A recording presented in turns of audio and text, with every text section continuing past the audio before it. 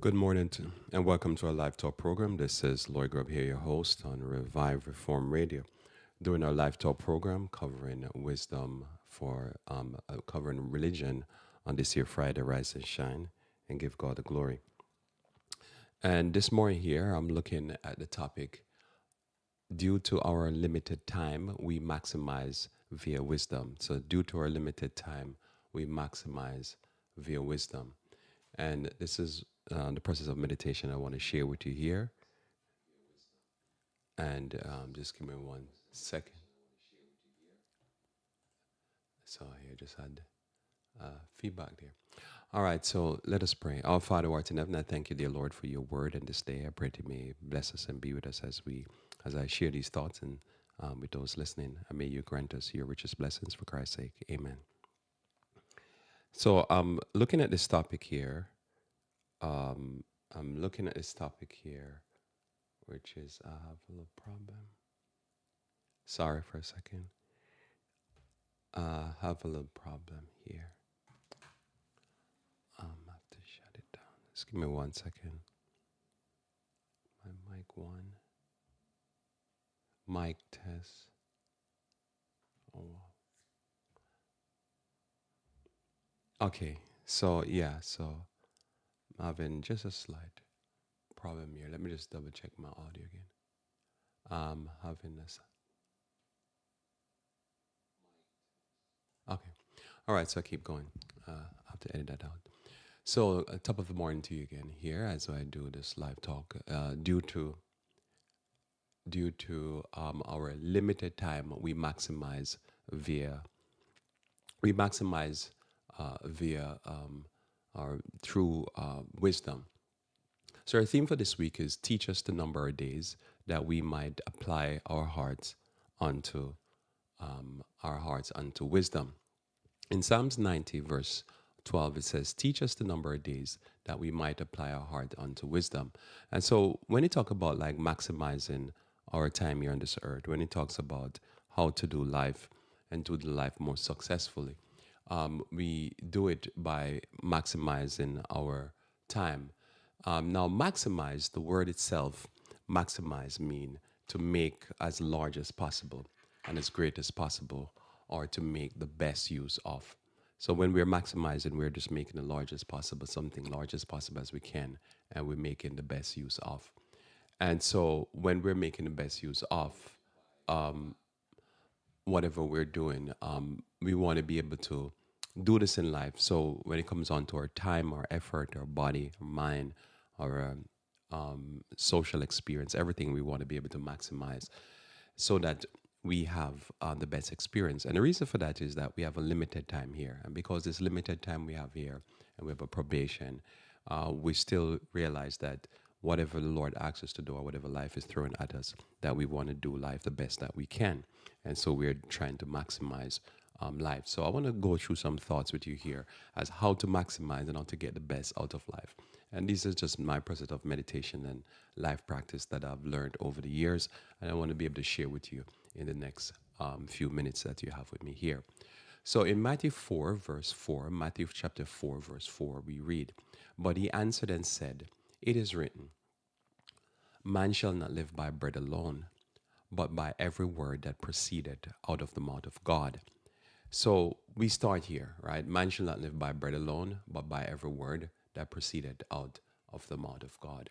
So when we go to the Bible, to me, as I've said before, what I'm looking at when I read the Bible, what I've come to the conclusion over the years of reading the Bible, is that I'm reading from the people who have traveled on this life and have done the best. A history of a few thousand years of people, the people that have done the best and make the best of this life.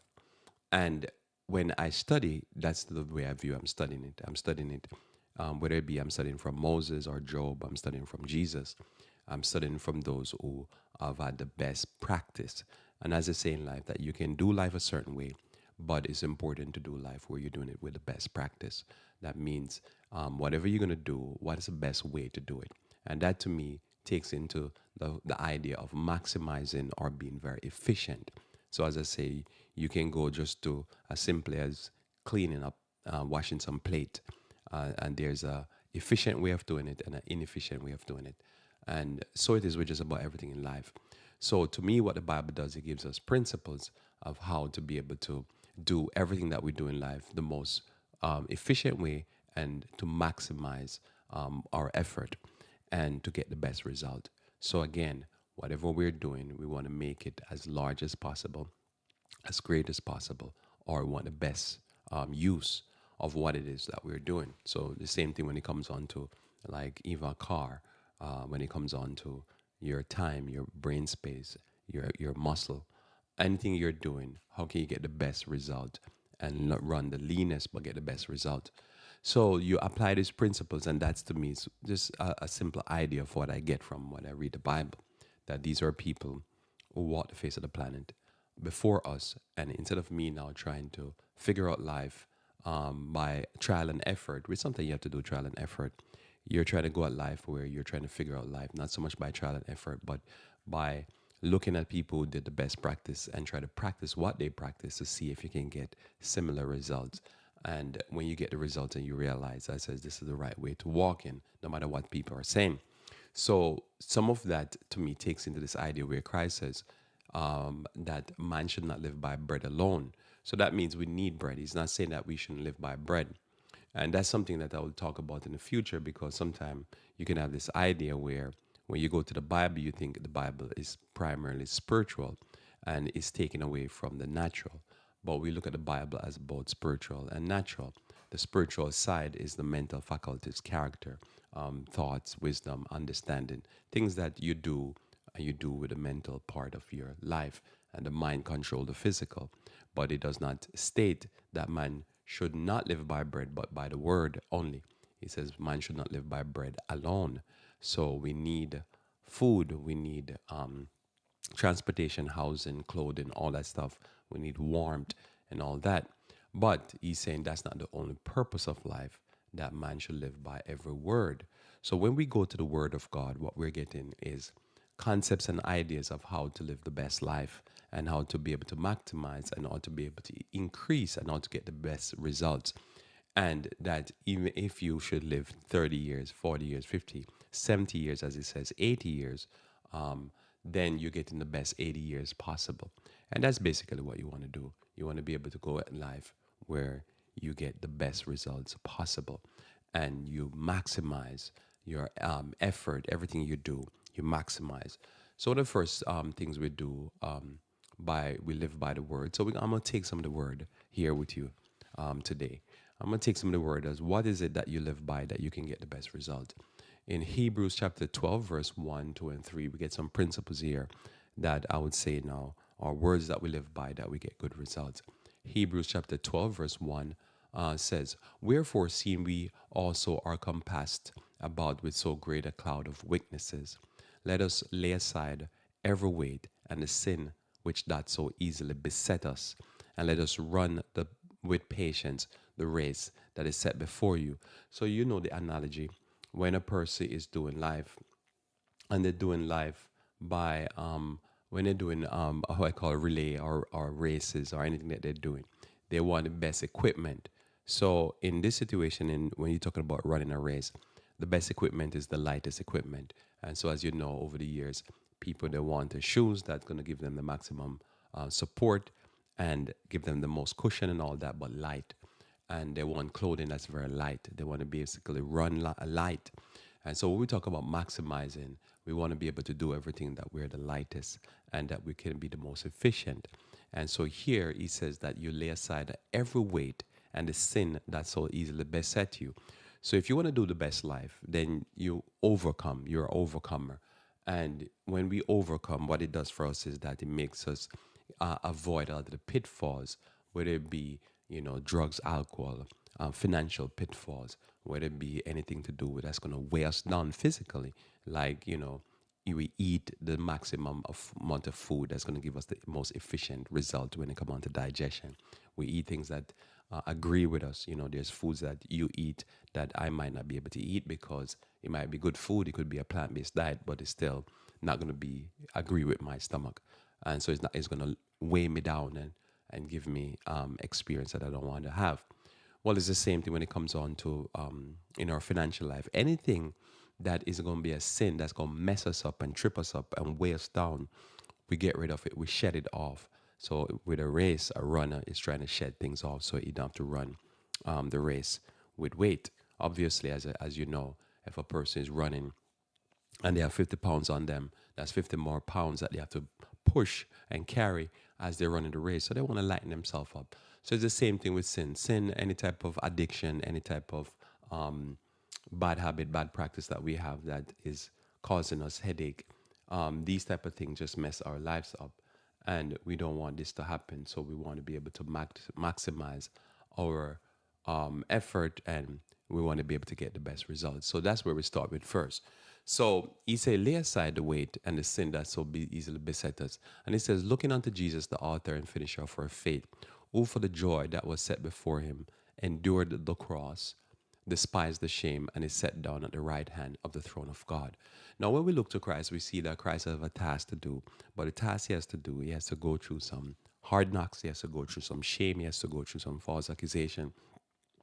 And when you're doing life this way, you kind of have to do life that way. That's the way that you have to do life. You have to be going through some of these hard knocks. You have to be going through some of these shame, going through processes that you don't want to go through per se, but you have to go through. Why is that important? No, that is important to us because when you look at this despise and the shame, there's times when for your own success or for the blessing of your family, you have to go through some trials and tribulation. You have to go the low road, not the high road. Sometimes you have to, as I say, sometimes you have to wear probably clothes that you don't want to wear. Sometimes you have to skip a vacation. Sometimes you will probably skip a meal. Sometimes you have to, as they say, when I was young, they would say sometimes you have to suck on salt. And salt is good in food because it's diluted. But if you have to have salt in your mouth or you have salt in a wound, it's going to be an unpleasant experience. So sometimes you have to go through the unpleasant experience to be able to get to the pleasant experience. And this basically is the process of what is being considered here. That Christ, in order to sit down at the throne of God, he had to go through the unpleasant experience. And so when we look to Christ as one of the examples that we look to, the primary examples we look in the Bible, but as one of the examples we look in the Bible, what we get from Christ is that he went through the embarrassment to get to a certain point. People want the throne, but they don't want to go through the cross.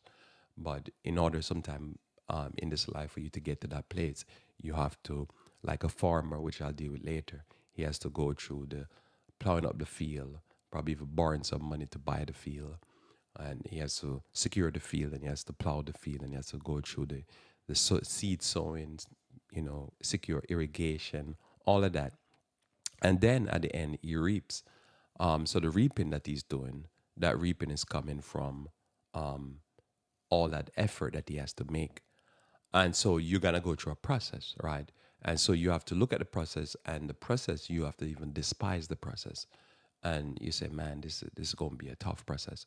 So to me in life, because we have one life to live, we look at these principles and we take these principles into account, and we see other people that they are going to go through some hard times, in order for you to get to a point where you even say, if you're young and you become an adult and you're out there making a certain amount of money, you have to go through the schooling, you have to go through the apprenticeship, you have to go through the hard knocks. And as you're going through the hard knocks, don't tell yourself that, okay, this is difficult, but I relish, I enjoy it. You're not going to enjoy it.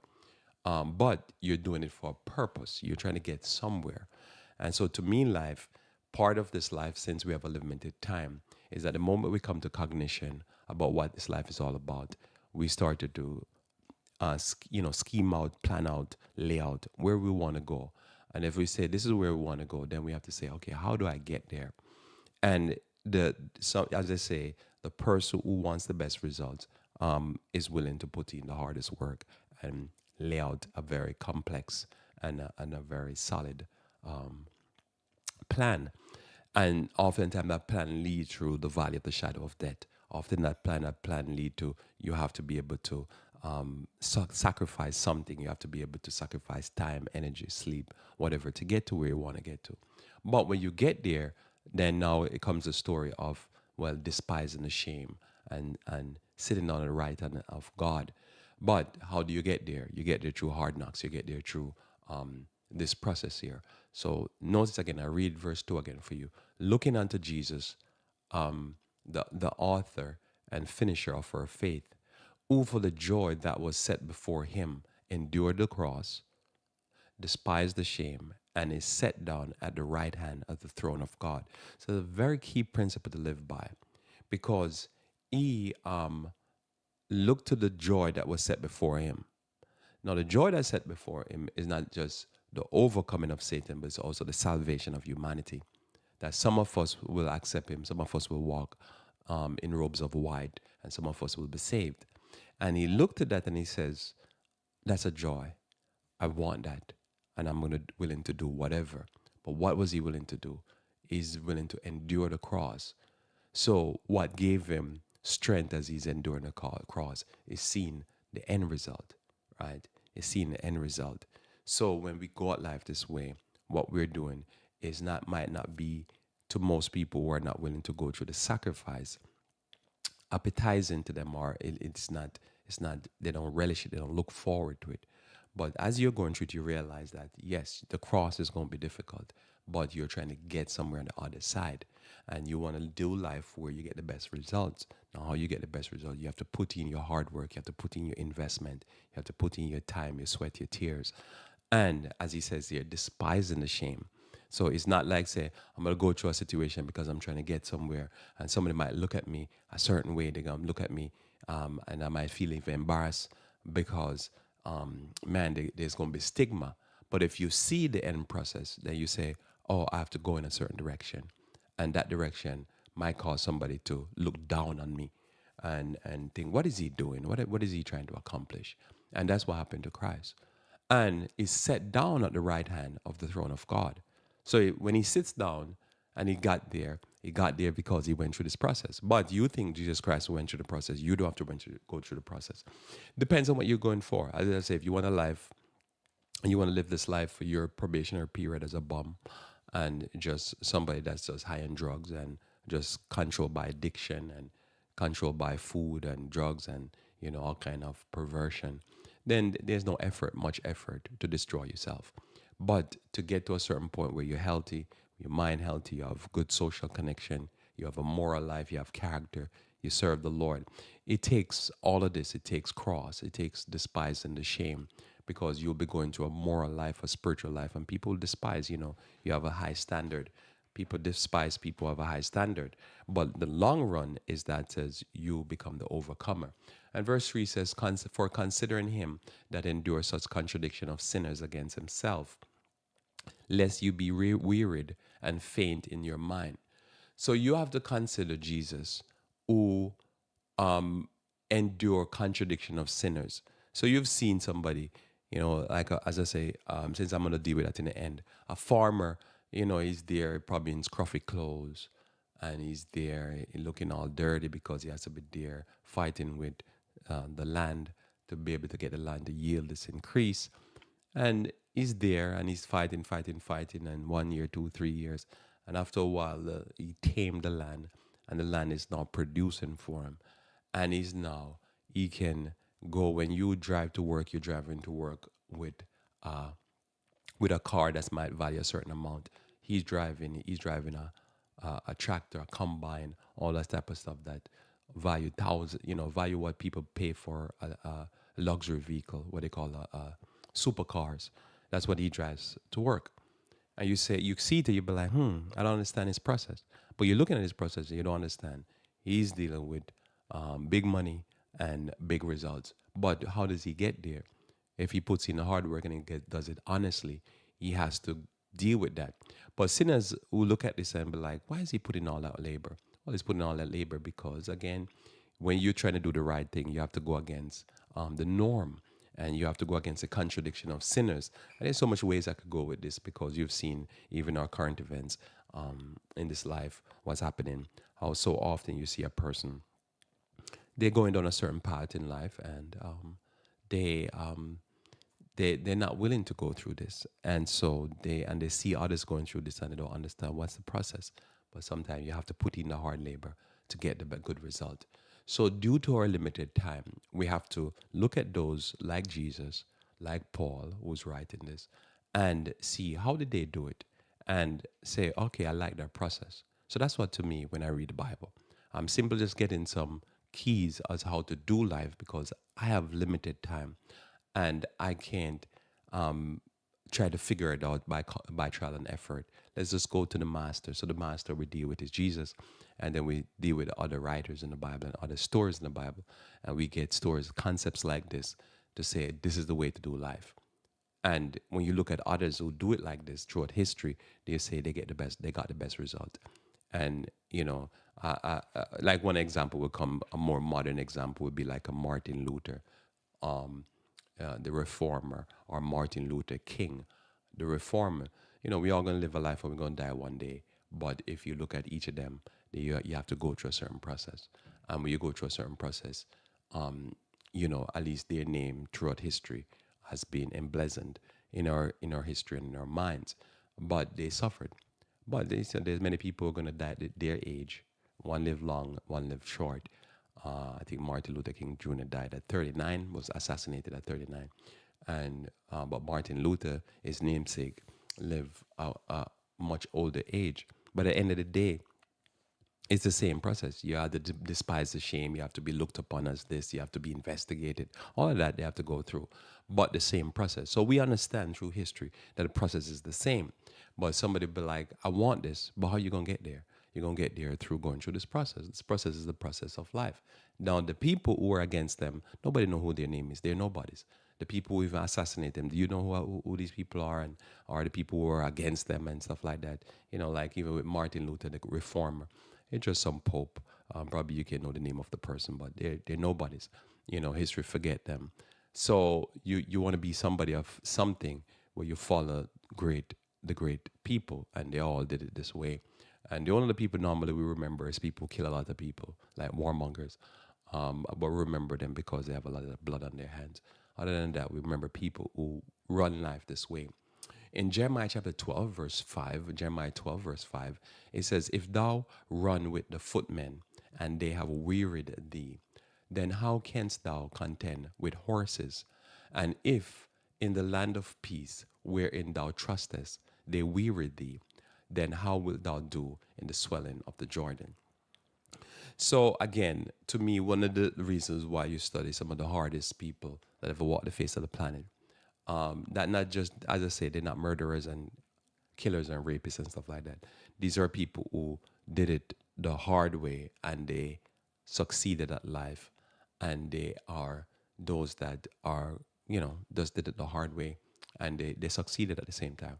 Well, one of the people that comes to my mind that is one of the most prominent people that come to my mind is the story of Jeremiah, the book of Jeremiah. Jeremiah himself and his story tells you that what you do, you get hard, right? And the harder you get, the tougher you get, is just the better you're going to run. So you want to be able to get hard. So what is he saying here?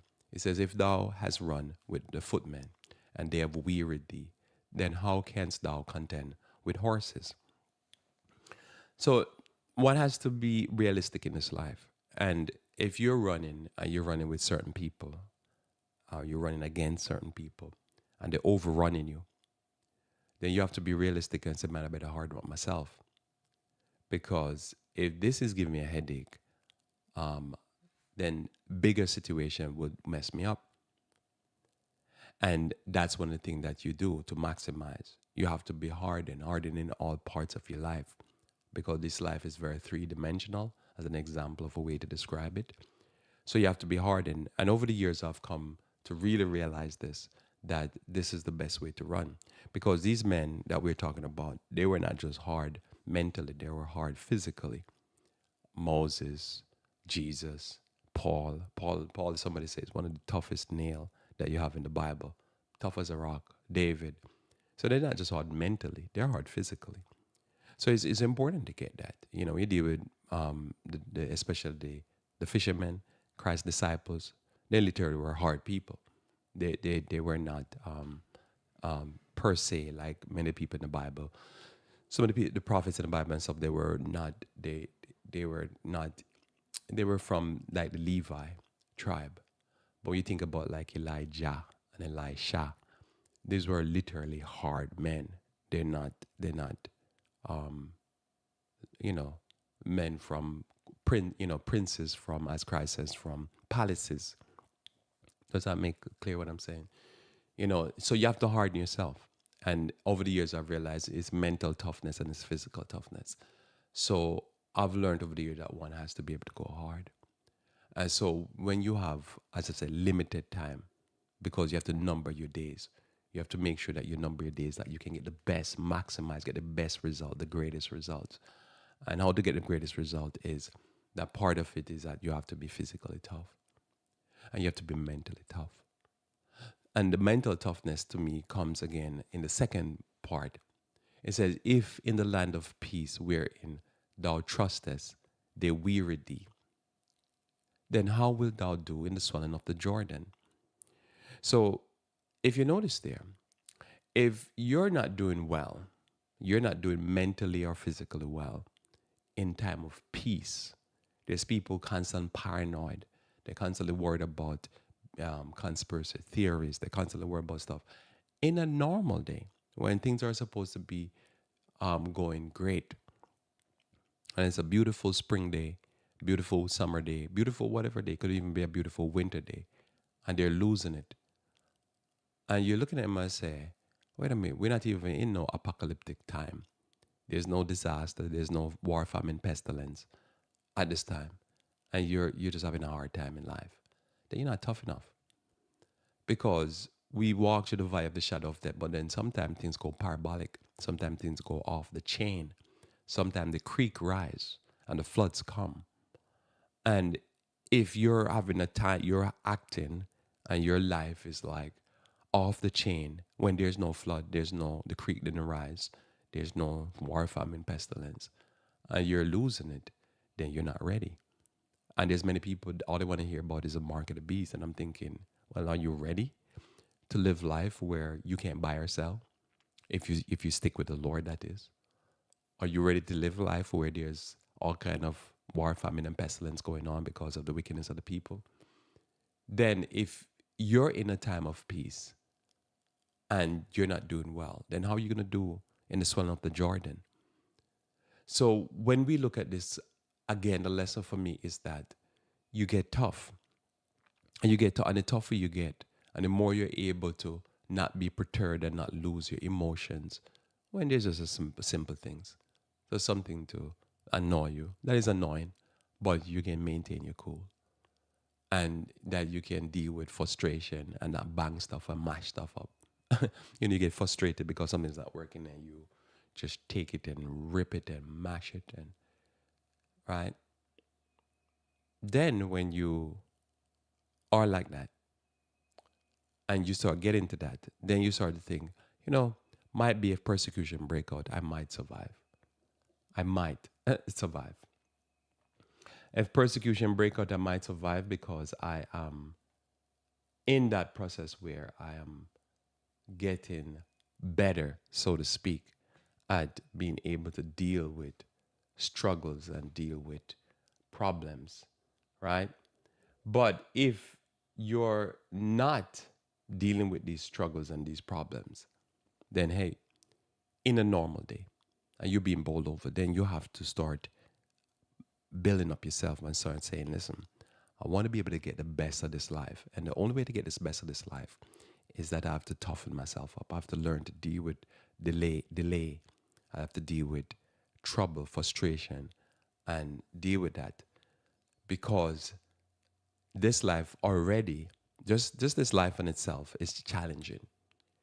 And then now what comes with this life is that you have these spikes, these up or down spike. Life would you could just be on a normal day. And if you're not doing well on a normal day, then you have to say, wait a minute, I need to be able to learn to deal with when life goes parabolically good or parabolically bad.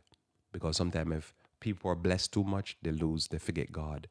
They start go into the world, and if things go bad, they run into the church. And, there's life is up and down for them. They can't make up their mind. But you want to be able to be in a situation where if things go down for you, you try to handle it because you know things will get worse. And there's a saying when they have that they say it could have worse, or it could have been worse, right? So something bad happened to you, and if you can get the attitude where you say, "Man, it could be worse," because it could be worse, right? And then when something good happened to you, just thank the Lord. You remain humble. That's when you kind of even out life. So I'm going to encourage you here. I say, due to our limited time, if you want to get the best results, you want to learn that says when things are good, make it good. When things are bad, deal with that because you were not dealing with something terrible. So notice he's saying, I'll read it again for you because this is very important. It's a key text that I've keep over the years for my personal self, especially I'm going through life and I'm having a hard day. And I'm like, and somebody said, "What is that hard day?" Probably my electricity went. That's a hard day, right?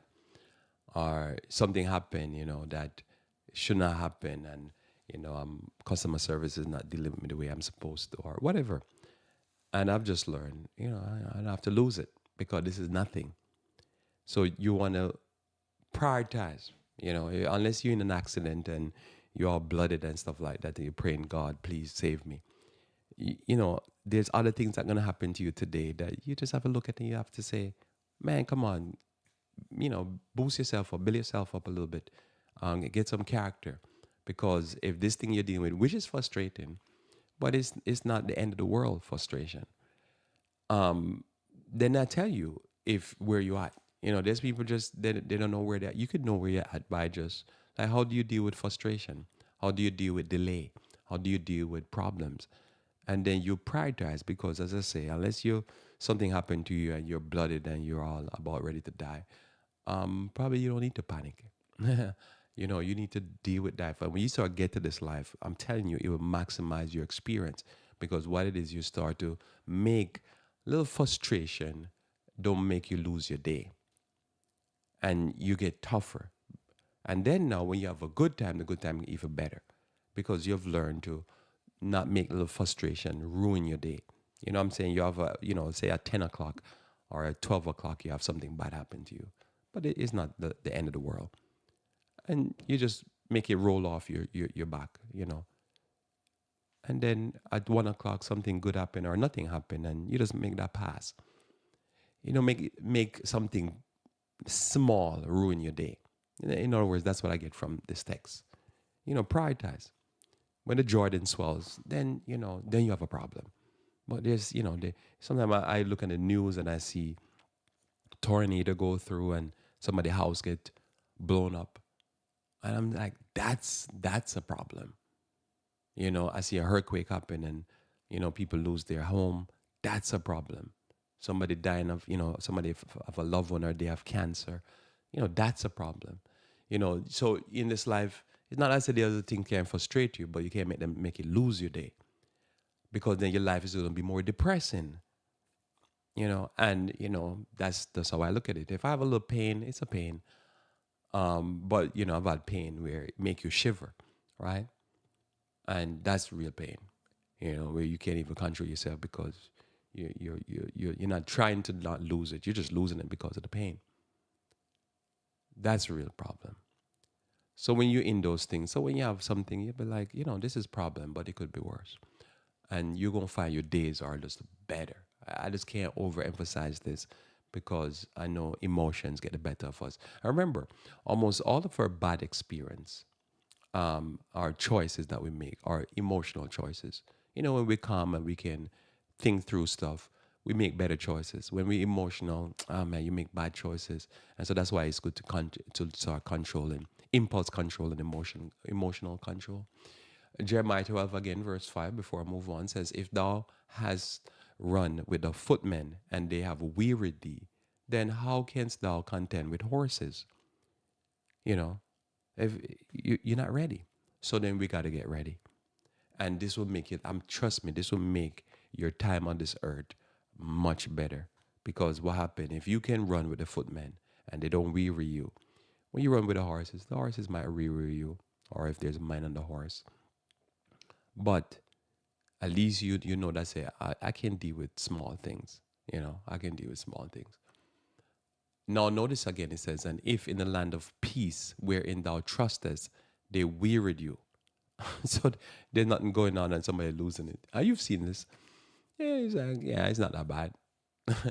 And they're losing it. Well, and if you're that person or I'm that person, then I have to go pray and say, God, help me next time not to lose it, because this is frustrating. I'm weary, and you'd be like, man, you're just going through normal life, and there's people that are going through more. So your life gonna be hard. You're gonna have a tough life on this planet, and that's why I think some people commit suicide, because they nothing going on in this life, and they already depressed inside. I'm like, man, you're sad over nothing. So when something real bad happen, they just lose it. So notice here, they will with you. Then how will thou do in the swelling of the Jordan? Telling you, life will be better on this earth if you definitely learn to have a good time and to deal with small stuff, small matters. In Psalms 103, verse 1 through 5, another very important text for me that I keep close to my mind as I go through this life and I try to live by this text, because I have to live by every word. In Psalms 103, verse 1 through 5, it says, bless the Lord, O my soul, and all that is within me, bless his holy name. And so that's part of what we have to do in life. Be thankful to the Lord for his blessings, his small blessings and his large blessing.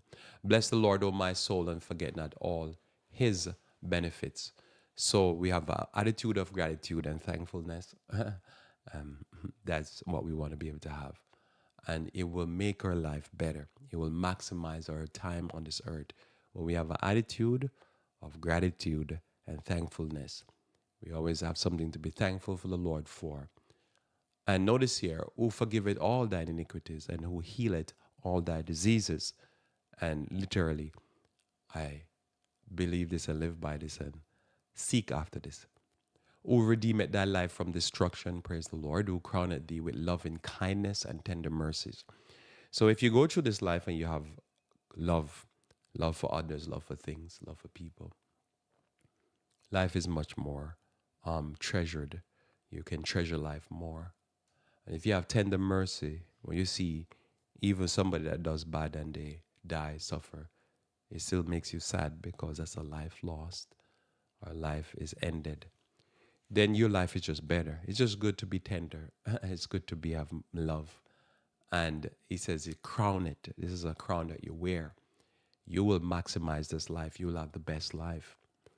Because in your head, there's something going on that's not going on in other people's heads. So notice in Jeremiah, character. In Psalms here, we're talking about character again. One to me is impulse control. One is what you try not to do and try to, deal with problems. The other thing is how to go through life and have the best experience, where, you can be tender, even to children, especially, not abusing them. You want to go through life as a predator, as our society teach. The most of the society, they teach them to be evolutionists and predator. We want to go through life where we have loving kindness and tender mercies. We don't want to abuse people who are weak and children and stuff like that. That's why we have so much predator in our society, because they teach them from young to be predatory. Verse 5 says, who satisfy thy mouth with good things, so that thy youth is renewed like the eagles. So you want to soar like the eagle. And so if you want to live the best life, but maximize your time on this earth. If you just have 70 years, you want to live the best 70 years. If you want to be able to live this life where it's better to live this life where your youth is always being renewed. You can always feel young, think young, talk young, sound young, be young, young in your thinking. And you see, so to me, I will couple this again with Jeremiah. Because in Jeremiah, what it is that when you can run and run hard and run with the footmen and then run with the horses, when you can deal with the regular day, peaceful day that you trust in, and then the swelling of the Jordan, then what that does for you is that puts you in a situation where you're living a life that is tranquil. And then now when bad things happen, you're much able to deal with it, and you don't lose it as the other person will lose it. So things have to get parabolic crazy for so to speak, me too. For me, at this point, to panic because I'm looking at things like when people say this happened or this is the second coming happen, I'll be like, no. Even my philosophy and biblical philosophy, I don't see second coming the way people see it. They'll see a little event happen and they say, oh, the Lord's about to come. I'm like, Lord's about to come. What Bible you reading? By the time we get close to the Lord about to come, there's dead bodies everywhere. There's war, famine, and pestilence everywhere. All right, what are you talking about? Um, there's economic destruction and all kind of stuff like that going on. So that tell me a lot of time people are philosophically, not even philosophically, because I could lose it just the same way, but at least philosophically, I have this concept in my mind of what happens towards the end of time. And so what is going on now, we ain't seen nothing yet. And not if you read your Bible. Not if you read the history of what happened, like in the destruction of Jerusalem in the Dark Ages and stuff like that. We ain't seen what is about to happen or go down. So, when some disaster happen, yeah, it's a disaster, but it's not the end of the world. The end of the world is not going to be as what now. This is to me the what you trust in, and this is the more the peaceful time. But notice he says here, who satisfy their mouth with good things so that their youth is renewed like the eagle. So to me, if you want to have the best experience and the bright experience, you want to be able to follow Genesis 1:29 diet and then Genesis 3:17 and 18, where you partake of a plant-based diet, you partake of things that's going to renew your youth, you partake of things that's going to heal your body, since all of this is in that text. And when you do this, you find that your experience will be much better because what you're doing, you're maximizing. You want to be able to be 10, 15 years behind. In other words, when you hit 40, you want to be at 25. That's how you look at. I look at life. When you hit 50, you want to be at 35. So that means your experience is a better experience. And that to me is the process that I've been on. And that's how I see the best way to live life, that you want to be able to be ahead of the game that way. That means you're living life with loving kindness, tender mercy. You're running the race where you're willing to put the investment in to get the results later on. But one of the results we get is in character, and the other results we get is in our physical. Within our physical, what we're doing is we're constantly partaking of herbs, supplements, nutrients, all kind of stuff like that. Food as organic, tree ripened, plant based that we can get so that we can maintain our youth longer. Again, we're not going to live forever, but we want to be able to, as long as we're on this earth, we maintain youth as far as we can with the genetics that we have, because we all have different genetics. Some people have better genetics than others. Some people definitely have better genetics than myself. But what I've learned over the years is that with diet and lifestyle supplementation, herbal remedies, stuff like that, I can get a better results long term than a person get who have better genetics. You know, separately from somebody who's disabled and stuff like that. But even if somebody was disabled, you can get better results. And the older you get is the more important this text and this concept should be to you. And it's definitely to me.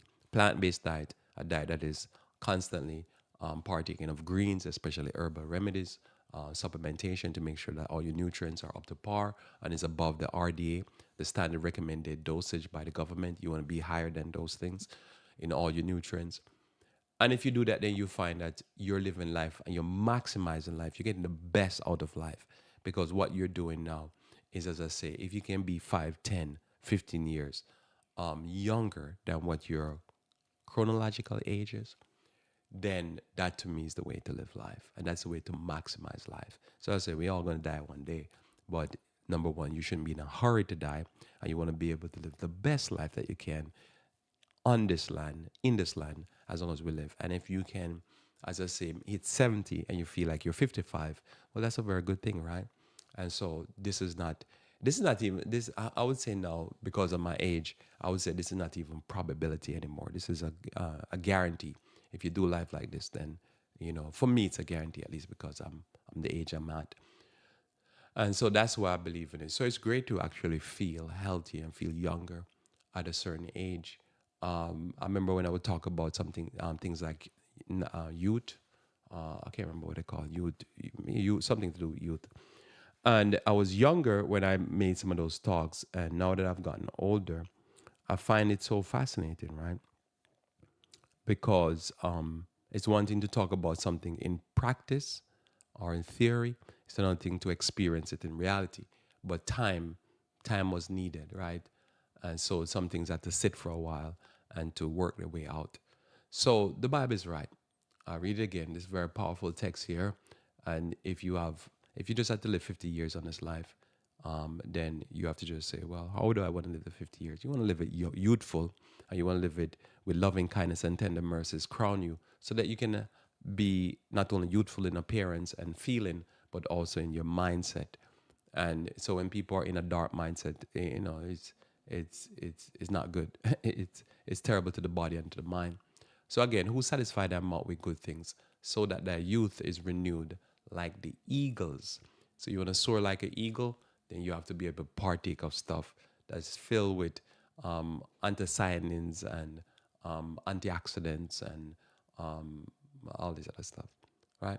In John chapter 6, verse 11 through 13, John chapter 6, verse 11 through 13, notice it says here, and Jesus took the loaves. This is the breaking of the loaves to feed the multitudes. And Jesus took the loaves, and when he gave thanks, he distributed to the disciples to them that were set down, and likewise of the fishes, as much as they could or would. And when they were filled, he said unto his disciples, gather up the fragments that remain, that nothing be lost. Therefore they gathered them together and filled 12 baskets with the fragments of 5 loaves, which remain over and above unto them that had eaten. So the master here is teaching a theory, a principle. This is a principle to live by. And I've learned over the years that this is such an important principle to maximize. Because remember, we want to live life efficient. And so the miracle is the focal point of most people. It's amazing. But obviously, we know that the creator of the heavens and the earth is breaking bread. He knew the multitude. He knew how much bread he needed to break. What does he do here? He's going to teach you a principle that you could miss. Well, you know the principle, but we just enumerate it here. He's breaking the bread, but he's breaking too much bread. He's breaking more bread than needed. So now he's broken the bread. There is now abundance. Something is left over. The cup run out over, so to speak, in this situation. And then he instructs his disciples. So you know what's going to happen next, right? So he instructs his disciples, collect the fragments. They go collect the fragments, and they have an abundance. Fill 12 baskets of fragments. So they 5 loaves, you have 12 baskets. So there's a multiplication. So he multiplied more bread in his miracle. And so what's the teaching here, other than the miracle?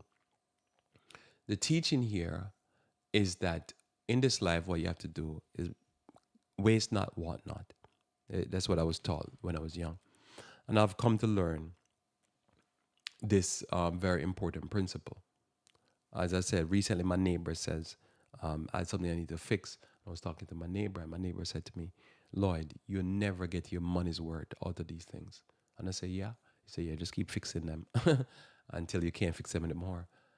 And what I've learned over the years is that you could have something that you're like, man, I can't get no more use out of this. And somebody say, you can't get any use out of it because you don't have the skills and the talents for it, but I can. And I'm going to get more use out of it. As they say sometimes, one's man's junk is another man's treasure. Well, the person who sees it as junk, he has no use for it. He can't see no treasure in it. But somebody is looking at it and say, I have the skills, I have the talents to make use out of these things.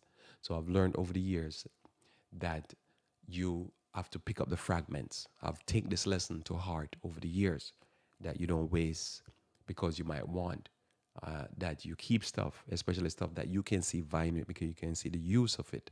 Others might not be able to see the use of it. No, I'm not encouraging you to make your house and your yard a junk collection point. There's things that you have to send to the landfill, or you have to sell it on eBay and stuff like that. Somebody's going to want it and use it. So you can collect some money, even if it's just a little bit money over the shipping. You're just being paid for your effort to ship it out. And that's, just don't waste. All right. So as I say, if somebody willing to pay you something that you say, man, I have no more use for that, well, probably need to put it online and sell it.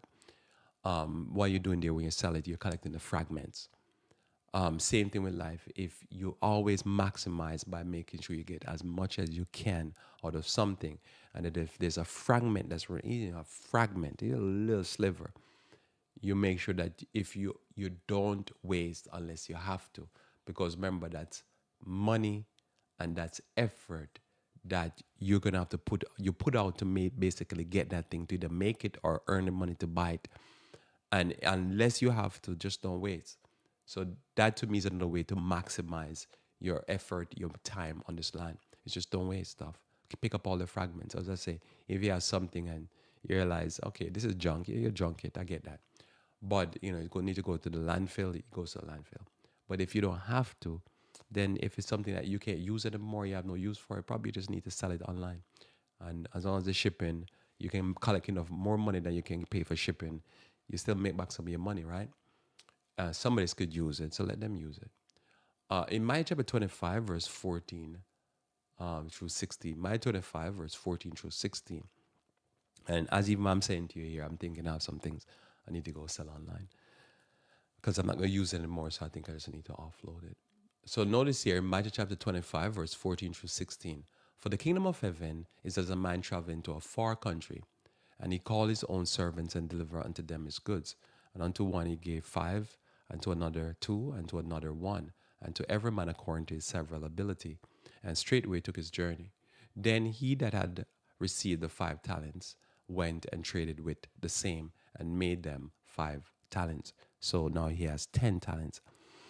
So this is the aim. We don't have to read about the other people because your aim is to try to have as much talents as you have. Talents can be something that you're born with or it's acquired. Talents, it could be money, could be skill, it could be anything. A talent is just something that is of value because your skill makes money for you, so it's a talent. It could be something that is don't make money for you, but it's still a talent. You use it for your recreational pursuit or for your happiness. You're not going to make money, but it brings satisfaction to you. It's just a talent. That's something you have that is of value. And it could be a talent that you acquire or a talent that you gain. The aim is that so you always need to increase. Our aim in life and our purpose in life from creation is to be fruitful and multiply and to dress it and keep it. Those two principles we live by. And so what we're doing is that we're trying to acquire more talent. Because you see the same thing now, back to what I was saying earlier. I could have something that I can't see value in it, but somebody can see value. Why? Because they have the talent to make it of value. I could look at a piece of wood and I don't know what to do with that wood. And somebody's look at the wood and say, I know exactly what to do with that wood. I see money in that wood. And I'm like, I can't see money in there. That's all it is. It's a talent. They have the talent to be able to do it. So over the years, I've learned that I have to maximize talent. So whatever I'm doing, it's my personal intent to be able to have more talents. I can do this activity, that activity. And when I say activity, I mean whether it be doing something like herbology, talking on the radio, electrical, plumbing, whatever it is. It's just a talent. Any talent you can do, have to be able to have skills, or it could be a social talent. Any talent. There's people who are very social and they know to work a crowd. And they can work a crowd and they know really to do it. And it's a talent, it's a skill that they have. Either they have it naturally, by some reason their brain work a certain way, or they develop it over the years and they just they just have a knack for it, or they develop some skills and they do very well. And for them, it pays them money. It makes them money or just bring them satisfaction. That's all a talent is. So if you want to do the best in life, what you do, you maximize these talents. And as you maximize these talents, you get the best result. In Matthew 13, verse 3 through 9, it says here, and he spake a parable, and he spake many things unto them in parables, saying, Behold, a sower went forth to sow. And when he sowed, some seed fell by the wayside, and the fowls came and devoured it. And some seed fell by a stony place, and the sun, because they have no deepness of earth, dried it up. And some fell among thorns, and the thorns sprung up and choked them. But now verse 8 says, But other fell in good ground and brought forth fruit, some 100-fold, some 60, and some 30. So one of the principles that we get here to live life is that we always put it in seeds. Some seeds, some things that we put in, they're going to fail. Talk about life where you don't get perturbed, because that's just how life works. Some things you're going to do, whether it be business and relationships and probably try to develop a talent. It might not pen out, as I say, it might not come to fruition. The fruit might not bear. But whenever something bear, it bears a multiple, as Christ says, 30, 60, 100. So one of the principles I've learned in life, because we have limited time here and we have not much time to waste, is that you're constantly in a process where you're putting in something. Not only developing talents, because the talents might multiply and give you massive returns, but you always have tinkering with something, always trying to put your hand at something, because something going to bear fruit. And you don't know which one. That's just part of life. Some things are not going to bear fruit. You don't know which one either. So then what you do is you're a sower. You're always sowing seeds. You're always putting out something there. And as you sow, then things develop. And as it develop, probably the whole thing develop. Does that make sense? Because you're doing multiple things and they all develop. And when they all develop, then they blossom and they balloon, they bear fruit, and it's a balloon in effort. So you want to be able to do that. And he said, whoever hear, let him hear. And that's what I think is on the principle in life that I live by. Because life is limited and time is limited, all of this again become part of a major pursuit of life, because that's what life is, right? And it's part of the experience of life, because is life is more three-dimensional. As I say, you could be out there trying to make money, but somebody would say, no, I probably spend that time exercising, or spend that time juicing, or spend that time making a salad. Somebody said, but that's not gonna make you money. Yeah, but when you understand how important health is, then you understand why you would put an investment in. You're not gonna see money in it, so to speak, but it's a different experience. Also, you spend time with relationships. When you understand how good it is to have good relationships in your life, you put time and effort into relationships. Again, that type of effort and that type of time you put in, you're not gonna see money for it, but you have a talent in itself with those relationships that brings so much value to you that other people don't have. And when you see other people living life sad, then you realize they didn't invest in that. One of the last principle here I want to share with you is in Psalms chapter, not Psalms, 1 Corinthians chapter 9, verse 22 through 26. Now notice here, Paul speaks of his varying experience, because this life comes with varying experience. Let's ever deal with this real quickly. He says, to the weak I became as weak, that I may gain the weak. I am made all things to all men, that I may by all means save some. Notice it's always very clear. You might be saved and some might be saved. But for everybody, he's adaptable, and he just adapt. Very important principle to live by. You have to be adaptable and adapt to your situation. Notice here, and this I do for the gospel's sake, that I may partake thereof with you. Know ye not that they which run in a race run all, but one receiveth the prize. So run that you may receive the prize. So your intention is to be an overcomer. Your intention is to win. And so for him, he's constantly maneuvering. This is what I'm talking about. It's a fluid process. It's not a very cookie cutter process. Every man that striveth for the mastery is temperate in all things. That means you have self-control in everything, because it's a mastery we're talking about here. We're not talking about just success in your finance. We're not talking about success in your career. We're not talking about success in your family or in your health it's everything, right? We're all over the place. So if you listen to me, you probably think I'm all over the place, because that's what it is. It's a constant mastery. Now, they do it to obtain a corruptible crown, but we an incorruptible. We're fellow masters, and so we have to act as masters and be like masters. In other words, we study the greatest men that are currently on the planet and are walked the face of the planet in the past. And they all were masters. And the ultimate master is Jesus, so that we can have a mastery. Therefore, so run, not as uncertainly. You're solid about what you're doing. So fight I, not as one that beateth the air, but I keep under my body and bring it into subjection, lest by any means, when I have preached to others, I myself be a castaway. So it brings the whole thing under subjection, his mind, his body, his whole experience, socially, everything, so that he can have the best experience. And Paul was one of these people that lived the best life. And yet he still had trials and tribulation, but the best, his life read like a movie, crazy life. We want to be able to have the best experience. Let us pray. Our Father, who art in heaven, I thank you for your word in this day. I pray that you may bless us as we continue this life. May you bless, dear Lord, the upcoming Sabbath, and may you bless our preparation. And thank you again for your word and continue to guide us along by the Spirit. This is my prayer in Jesus' name. Amen. Well, thanks for being with me here on Revive Reform Radio. Looking forward to talking to you again live on Monday, where we should talk about motivation. Until then, I pray that you may walk with the King.